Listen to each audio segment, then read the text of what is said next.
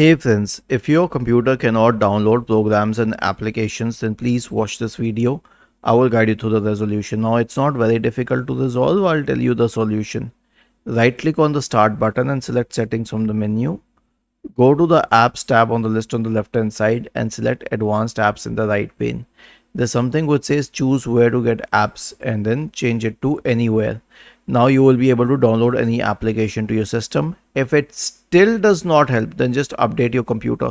So right click on the start button and select settings from the menu.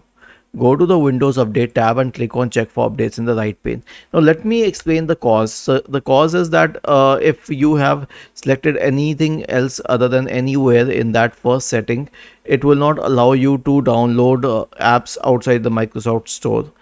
It will put some or the other sort of restrictions. I've tried that a lot of times. So this is the solution, just select it at anywhere. Was this helpful? If yes, then please subscribe to the channel. If not, then let us know in the comment section of the video on how we could help you further. Thank you for watching this video and have a nice day.